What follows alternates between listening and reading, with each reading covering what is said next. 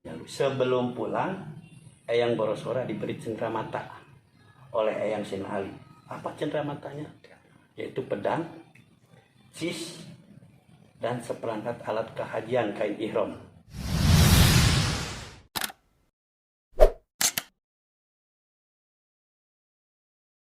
Sekarang berada di Museum Kanjeng Syekh Panjalu yang insya Allah sebentar lagi kita akan ngomong-ngomong bicara sama juru gizinya Haji Onok. Ini makom pintu makom dari Syekh Panjalu. Ya. Rombongan dari Semarang ini Mas Heri Ya, dan kawan-kawan ya. sudah ada di sini di Bumi Alit ya. Ya. Nah ini namanya Bumi Alit, kalau bahasa Indonesianya rumah kecil. Ya. Kalau bahasa Sunda mah bahasa yang lemas itu bumi itu Bumi Alit ya. Nah, rumah kecil ini Bumi Alit ini adalah bukan pemakaman, bukan kuburan, tetapi Bumi Alit ini adalah tempat penyimpanan benda-benda pusaka peninggalan Karuhun Panjalu ya, yaitu Eyang Borosora atau Eyang Syekh Abdul Iman yang menurut sejarah Panjalu ini namun untuk penggantinya yaitu Eyang Borosora sebelum beliau di Isrenang dijadikan Raja Panjalu, Eyang Borosora disuruh dulu mencari ilmu apa? Eyang Cakradewa sudah tahu bahwa yang bisa menyelamatkan kehidupan ke depan yaitu ilmu yang sejati, belum ada Islam ya. Maksudnya ilmu yang sejati itu adalah ilmu yang bisa menyelamatkan kehidupan manusia di dunia dan di akhirat. Nah, makanya untuk pengganti Raja Panjalu itu Eyang Borosora disuruh mencari ilmu itu. Ilmu yang sejati, belum ada Islam. Nah, sebelum berangkat Eyang Borosora diberi gayung bolong. Gayung bolong ini supaya nanti sesudah mencari ilmu yang sejati, terus gayung ini harus membawa air ke Panjalu lagi dengan membawa air di gayung bolong dengan tidak tumpah. Nah, itu ya. Jadi dua tugas Eyang Borosora ya. Karena Eyang Borosora masih muda, wawasannya luas ya, tidak ada perintah bapaknya yang ditolak. Beliau mohon doa restu dari bapaknya dan ibunya sebelum berangkat. Beliau berangkat mencari ilmu yang sejati. Terutama beliau di Pulau Jawa, semuanya dicari. Tetapi orang-orang yang ilmunya tinggi itu tidak sesuai dengan permintaan ayahnya, itu ilmu yang sejati yang bisa menyelamatkan kehidupan di dunia dan di akhirat. Makanya Eyang Borosora Bujasmedi, setelah itu Eyang Borosora ada petunjuk harus ke Tanah Suci Mekah. Nah, selanjutnya Eyang Borosora pergi ke Tanah Suci Mekah. Jangan menanyakan pakai apa, pokoknya datang aja ke Mekah ya. Nah, setelah di Mekah beliau bertemu dengan seorang kakek-kakek yang sudah tua. Ternyata kakek-kakek itu adalah Eyang Sina Ali. Pada tahun berapa itu? Tahun 650 Masehi menurut sejarah Panjalu ya. Jadi masih ada sahabat yang keempat yaitu Eyang Sina Ali ya. Kanjeng Nabi wafat tahun 632. 650 Eyang Borosora pergi ke Mekah bertemu dengan Eyang Sina Ali, sahabat yang keempat. Nah beliau setelah bertemu dengan Eyang Sina Ali, Eyang Borosora menceritakan bahwa beliau sedang mencari ilmu yang sejati. Makanya oleh Eyang Sina Ali diterima dan dibawa ke tempat Eyang Sina Ali. Nah di sana Eyang Borosora diislamkan oleh Eyang Sina Ali. Setelah diislamkan, Eyang Borosora terus belajar agama Islam. Langsung dibimbing oleh Eyang Sina Ali, yaitu gurunya dari Eyang Sina Ali. Nah, ini menurut sejarah Panjalu Mas Heri ya. Mau percaya silahkan, mau enggak memaksakan ya. Nah setelah belajar agama Islam, gurunya dari Eyang Sina Ali bertahun-tahun di Mekah. Setelah cukup, beliau permisi mau pulang ke Panjalu karena di sini ditunggu oleh bapaknya untuk mengganti Raja Panjalu. Nah, setelah cukup belajar agama Islam, beliau permisi kepada Eyang Sina Ali mau pulang lagi ke Panjalu. Sebelum pulang, Eyang Borosora diberi cenderamata oleh Eyang Sin Ali. Apa cendeраmatanya? Yaitu pedang, cis, dan seperangkat alat kehajian kain ihram. Dan diberi tambahan nama oleh Eyang Sin Ali, yaitu Eyang Syekh Abdul Iman, karena sudah Islam dia. Nah, karena Eyang Borosora membawa gayung bolong dengan perintah bapaknya itu supaya membawa air di gayung bolong dengan tidak tumpah, maka Eyang Borosora mohon petunjuk dari Eyang Sin Ali. Harus dari mana? Menciduk air di menciduk gayung bolong dengan tidak tumpah airnya. Eyang Sin Ali menunjukkan pergi ke sumur Jam-Jam. Di sana cidukan di sumur Jam-Jam. Dengan lega hati Eyang Borosora terus pergi ke sumur Jam-Jam. Gayung bolong dicidukkan di sumur Jam-Jam dengan kekuasaan Allah, dengan kemurahan Allah. Air Jam-Jam di gayung bolong tidak tumpah. Tuh ya. Nah, selanjutnya Eyang Borosora gembira dan beliau pulang ke Panjalu. Di Panjalu kerajaan masih di daerah luhur 7 kilo dari sini. Itu ada gunung sana ya. Nah, kelihatan. Nah, di sana bapaknya menunggu dan datang ke daerah luhur, bapaknya masih ada. Nah, setelah itu Eyang Borosora menceritakan bahwa yang ditugaskan oleh bapaknya mencari ilmu yang sejati itu ternyata ilmu agama Islam yang bisa menyelamatkan kehidupan kita manusia di dunia dan di akhirat. Nah, dan tandanya beliau sudah Islam dan diceritakan bahwa beliau diberi cenderamata oleh Eyang Sin Ali, yaitu pedang, cis, dan seperangkat alat kehajian, dan diberi tambahan nama oleh Eyang Sin Ali, yaitu Eyang Syekh Abdul Iman. Juga gayung bolong yang diisi air dengan tidak bocor adalah air Jam-Jam. Selanjutnya Eyang Borosora di Istrenan dilantik, kalau sekarang ya menjadi Raja Panjalu ganti bapaknya. Nah, setelah itu kerajaan masih daya luhur, Eyang Borosora terus melaksanakan syariat agama Islam di sana di daya luhur.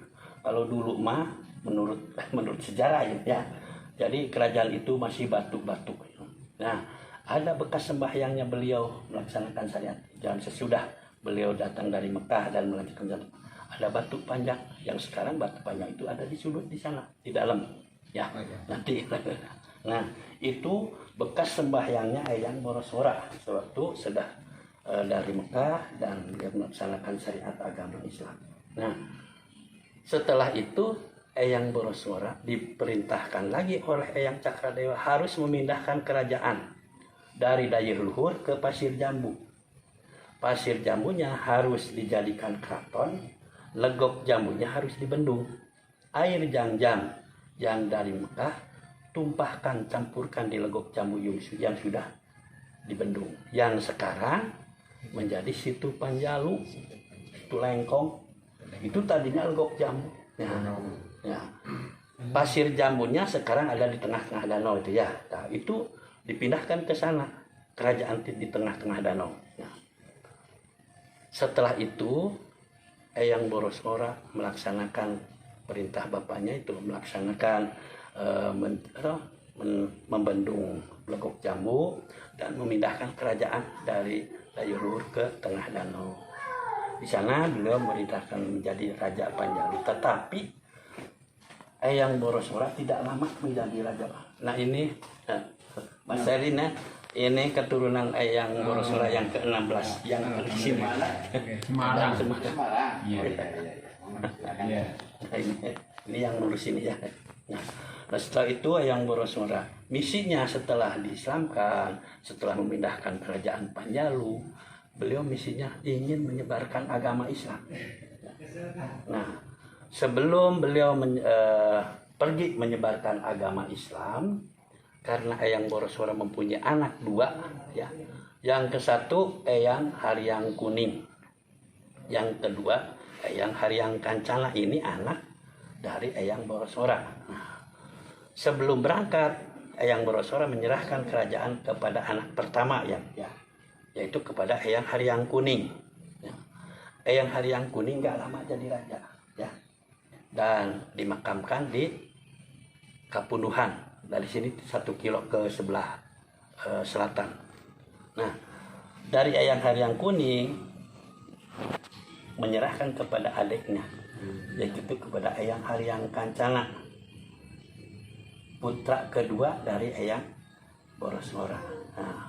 Nah, yang sekarang Eyang Haryang Kancana yang dimakamkan di tengah danau. Ya, udah tadi barangkali ya saya lupa. Itu Eyang Haryang Kancana, putra kedua dari Eyang Boroswara. Nah, Eyang Haryang Kancana paling lama jadi Raja Panjalu. Ya. Nah, setelah itu Eyang Boroswara terus menyebarkan agama Islam, terutama ya di Jawa Barat, Sumatera, dan terus ke Kalimantan dan kepada daerah-daerah lainnya. Nah, di mana-mana Eyang Boroswara menyebarkan agama Islam di tempat-tempat yang lain, satu cuman ada bekasnya saja. Nah, seperti dari sini ke Sukabumi di Jampang Mangung ada bekasnya, dan namanya di sana adalah Jampang Mangung. Nah, pindah ke Jampang Tengah, namanya Eyang Aulia Susuhunan. Pindah ke Banten, namanya Eyang Syekh Pamarayan. Pindah ke Sumatera, namanya Eyang Prabu Muli. Pindah ke Padang, namanya Eyang Si Alipin. Pindah ke Kalimantan, Kutai Kartanegara, namanya Eyang Cakraningrat. Dan banyak-banyak lagi ya tempat-tempat yang diislamkan, yang disebarkan agama Islam oleh Eyang Boroswara. Nah, setelah tua beliau datang ke Panjalu ke sini. Nah, sebelum wafat beliau amanah. Amanahnya begini, siapa saja besok lusa anak cucuku ingin jarah kepadaku, tidak perlu mencari kuburan atau pemakamanku, tapi cukup dengan melihat benda-benda pusaka peninggalanku cenderamata dari Eyang Sena Alit yang disimpan di Bumi Alit. Nah, itu. Nah, Bumi Alit sekarang ada di sini, di dalam nanti ya. Nah, jadi di sana ada peninggalan Eyang Boroswara ya, cenderamata dari Eyang Sena Alit. Kalau menanyakan Mas Heri dengan rombongan, kalau Eyang Boroswara di mana dimakamkannya ya, ini dirahasiakan. Dari dulu juga ya kakek saya, sesepuh saya tidak tahu di mana Eyang Boroswara dimakamkan. Ya. Ada yang menanyakan barangkali di tengah danau, bukan? Ya. Atau di mana, bukan? Sebab sudah ada amanah. Ya. Tadi, siapa saja besok lusa anak cucuku ingin jarah kepadaku, tidak perlu mencari kuburan atau pemakamanku, tapi cukup dengan melihat benda-benda pusaka peninggalanku cenderamata dari Eyang Sena Alit yang disimpan di Bumi Alit. Itulah sejarah singkatnya Mas Heri ya. Nah, ini benda-benda pusaka yang ada di dalam 1 tahun 1 kali dikeluarkan, dibersihkan. Dari dulu ini ya, setelah ditinggalkan oleh raja-raja terus 1 tahun, dan sampai sekarang masih ada karena diurus ya, dibersihkan ya. Nah, setiap tahun itu yaitu dilaksanakan pada bulan Rabiul Awal atau bulan Mulud ya. Harinya ditetapkan hari Senin, yaitu tanggalnya tidak tentu, bagaimana Senin akhir Rabiul Awal, yang namanya di sini nyangku ya. Kalau di Jogja mah sekaten pada tanggal 1 Muharram ya Asyura itu. Kalau di Cirebon mah panjang jimat namanya pada tanggal 12 Mulud ya. Kalau di sini mah nyangku, jadi itu dilaksanakan pada bulan Rabiul Awal atau Mulud. Nah, kebetulan tahun ini hari Senin Rabiul Awal akhir, Senin itu tanggal 28 Rabiul Awal. Kalau Masihnya tanggal 24 Oktober. Dari sini diarah ke tengah danau, dari tengah danau diarah lagi ke tengah alun-alun di sini, dan di sana baru kita melihat dohirnya pusaka yang cenderamata dari Eyang Sena Alit. Itulah barangkali Mas Heri dan keluarga saya semuanya. Sejarah singkatnya, alhamdulillah. Alhamdulillah. Ini Mas Heri dengan kawan-kawan baru barangkali ya ke sini. Pertama kali saya menyatakan gembira dan selamat datang khusus ke Bumi Alif ke sini, dan beliau-beliau ini sudah ikhlas ridho ya untuk bisa jarah ke sini untuk mengirim Fatihah kepada Karhun Panjalu, Eyang Borosmora atau Eyang Syekh Abdul Iman, juga kepada Karhun kita, Karhun Semarang semuanya ya. Iya. Semoga Karhun kita ini mendapat magfirah dan karomah dari Allah Subhanahu wa taala. Barokahnya kepada kita yang jarah. Karena yang jarah ini manusia biasa ya, hidup di dunia banyak keinginan, banyak kebutuhan. Semoga dengan perantara jarah ke sini mengirim Fatihah kepada Karhun Panjalu, kepada Karhun Semarang, semoga Allah kepada kita yang jarah memberikan rezeki yang banyak dan halal. Amin. Insya Allah jalan usahanya sudah ada di masing-masing ya. Ada pedagang, ada pegawai negeri, pegawai swasta, buruh kecil, buruh besar, petani, dan pensiunan dan lain-lain. Semoga Allah memberikan rezeki yang banyak. Yang kedua, yang sudah berkeluarga mempunyai anak, Amin. semoga Amin. anak-anak Amin. kita menjadi anak-anak yang soleh dan solehah. Amin. Kalau masih punya anak yang sedang belajar, apa itu di pesantren, apa itu di sekolah umum, yang sudah dewasa sama di perguruan tinggi, semoga Allah kepada anak-anak kita yang sedang belajar, otaknya dicerdaskan, Amin. hatinya dilapangkan, Amin. diterangkan ya, dan cita-cita beliau yang bermanfaat baginya, semoga Allah mengabulkannya. Yang ketiga, dengan perantaran jarah ke sini mengirim Fatihah kepada Karhun Panjalu, kepada Karhun Semarang, semoga Allah kepada kita memberikan panjang umur sambil diberikan sehat jasmani dan sehat rohani, bekal ibadah kepadanya. Dan selanjutnya ini, kalau yang belum menunaikan ibadah haji atau umroh ke tanah suci Mekah, semoga Allah memanggil kita untuk bisa berjalan ke tanah suci. Kalau pemala di sini ada yang sedang daftar umroh atau daftar haji ya, terdaftar tunggu, semoga Allah melancarkannya. Tidak ada. Barangkali itu saja Mas Heri ya. Kalau sudah istirahat, mau minum dulu boleh, mau masuk ke dalam silahkan. Monggo, pakai. Terima kasih. Oh, kalau ada pertanyaan, nggak ada. Cekap, insyaallah. Saya satu aja. Itu kalau kerajaannya masih ada sekarang. Ya, cuman ada bekasnya saja. Kalau kerajaan dulu kan nggak ada bekas seperti bangunan apa ya, cuman ada batu-batu. Seperti tadi di tengah danau itu bekas kerajaan ya tadinya. Nggak ada bekas, ada bekas-bekasnya yang ada di sini. Ya, ada batu di jurut-jurut itu menurut penelitian ahli sejarah ini. Ya, tadinya di sana. Ini katanya, ya saya nggak tahu tuh. Katanya ahli sejarah profesornya ini bekas duduknya. Fondasi. Oh iya, duduk bukan duduk. Tamu-tamu kalau sekarang kursi. Ya. Oh. Nah, duduknya yang ini bekas duduknya Eyang Borosmora. Yang tiga bekas duduknya tamu-tamu gitu. Itu ada di sini. Ya. Dan yang ada di sudut itu adalah bekas sembahyangnya Eyang Borosmora. Yang panjang. Yang panjang. Barangkali itu saja. Itu menurut sejarah Panjalu ya. Ya. Ya. Sudah? Kalau sudah, Cukup, guys. silakan. Terima kasih. Ya.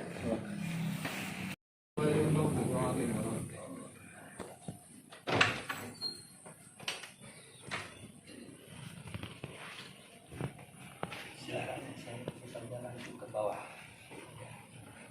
Semuanya di bawah. Di dari mata masuknya di tanah. Ya.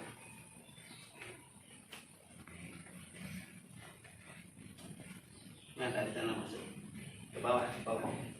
Biasanya masih ada ya. Turun, ya turun ke bawah. Ya.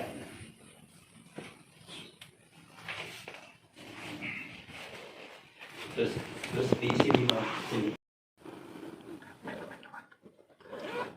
Inilah peninggalan Syekh Panjalu Pursorah yang pedang dari Sayyidina Ali, kain ihram, dan pusaka-pusaka yang lainnya.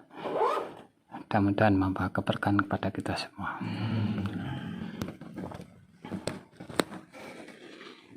Dan ini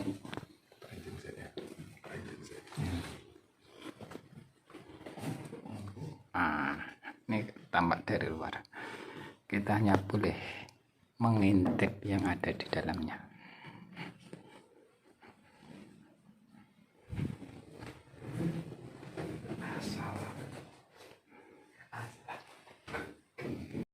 Inilah gambar pedang dari Sayyidina Ali yang ada di dalam tadi, tampak agak nyata. Tempat pasujudan Syekh Panjalu ketika menjalankan sholat. Kita akan sujud, mudah-mudahan keberkahan ada selalu pada kita semua.